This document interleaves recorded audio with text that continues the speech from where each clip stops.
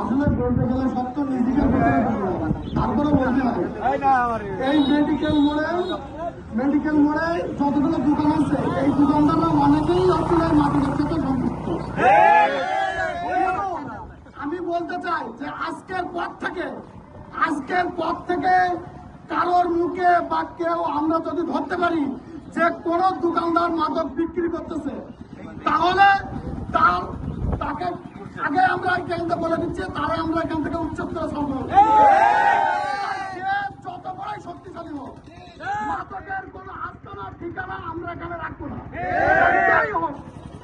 তাই আমার ভাই হোক, আমার চাচা হোক বা আমার বন্ধু হোক, যাই হোক, মাদকের কোন আস্তানা এই মেডিকেল মোড়ে থাকবে না। এই বলে আমি আমার বক্তব্য শেষ করছি। আর আমি আমার গ্রামের যত ভাই ভক্তর আছে আমি সবাইকে বলতে চাই, যারা এই মাদকের সাথে সংযুক্ত আছেন তাদেরকে আজ থেকে বলে দিচ্ছি যে ভাই তোমরা ভালো হয়ে যাও, এই মাদক থেকে তোমরা সরে এসো, তা না হলে তোমাদের বিরুদ্ধে কঠিন ব্যবস্থা নেওয়া হবে। আমরা বর্তমান দেখতে পাচ্ছি বিভিন্ন জায়গা থেকে মানুষ আমাদের পরিচিত যে গ্রামে যারা আছে সবাই কিন্তু করছে না, যারা ব্যবসা করে, যাদের খাওয়ার জন্য আসে, বাইক কিনে আসে, আগে এই যে বন্ধু, এই যে সব পরিবার সহ এমন ব্যবসা করতেছে। এই ব্যবসার ক্ষেত্রে যারা করছে ছোট ছোট বাচ্চা, কিন্তু এই দিকে হচ্ছে তাদের ইনকাম, তার মা বাপ তারা জানে খাচ্ছে, এইগুলো বন্ধ করতে হবে।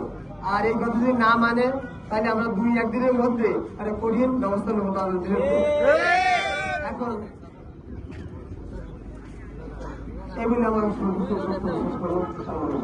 তাদের প্রতি আহ্বান রাখি তারা যেন অচিরেই এর বিরুদ্ধে ব্যবস্থা গ্রহণ করে।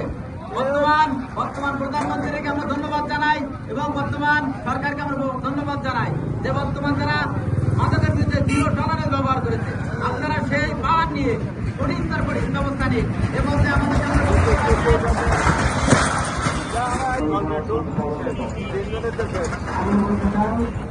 আমার ইসলামপুরবাসীর পক্ষ থেকে আমরা মাদকের বিরুদ্ধে যে সবাই দাঁড়িয়েছি, এই উপলক্ষে আমার গ্রামবাসীর পক্ষ থেকে আমি প্রশাসনকে জানাতে চাই, প্রশাসন আমাদের সাথে সহযোগিতা করে আমাদের ইসলামপুরকে মাদক মুক্ত করে এই সচেতন করে আমরা